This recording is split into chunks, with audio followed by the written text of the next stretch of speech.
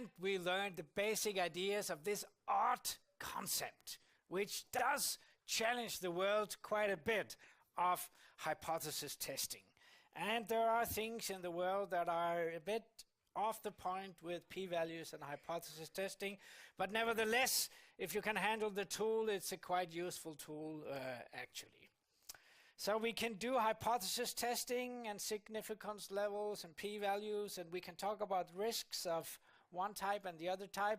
Risks of actually by mistake claiming that I found a new drug that was worthwhile, or the other one, the type 2 risk of not identifying something that I should have identified. That's the two type of risks we have when we do hypothesis testing and decisions following it.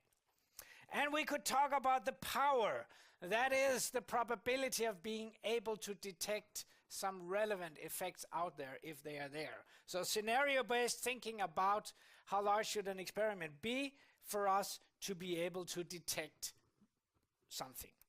That's a pretty important tool for budgeting and planning when you're a manager.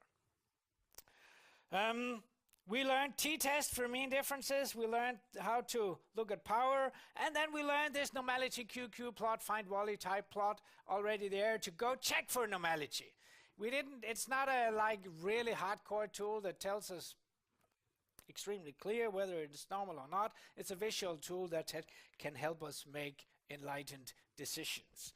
And actually part of the problem of the world is to take statistics too much of just a recipe thing where you have to do a number of things, and then at the end of that recipe you make a decision, and then you throw this drug out to cancer patients because your recipe told you it works. If you make this limited approach to learning from data, you will end up screwing up the world. And there are a lot of fake stories that challenges us out there based on such recipe-based thinking. Please don't use recipe-based thinking in your future, right? Use intelligent thinking, which means you shouldn't just do what I tell you to do. Referring to my, I won't repeat that one. You should use your own brain and think. With all the power you have and all the insights and special domain-specific knowledge you have, you should use that together with the statistical reasoning and thinking that I'm giving to you. But don't just use it as a recipe without using your own insights.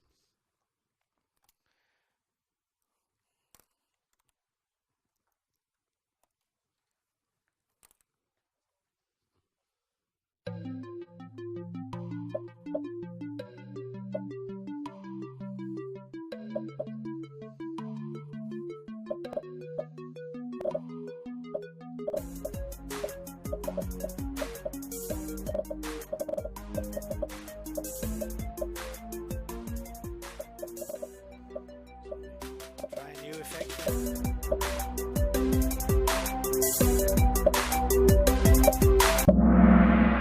Oh, that felt nice. This is also partly nice only. The p-value is 0.5.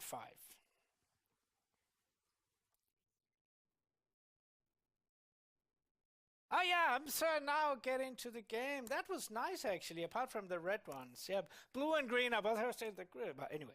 Blue and green were both right, so fine. The red ones were off here, right? We need a small p-value to reject something. 0.5 is not small. Maybe you got tricked that you thought it was 0.05, and then that's fair enough. But we need small p-values, and the global definition of a small p-value is 0.05, right? Not 0.5. Good Tigrecino there. Two sample statistics.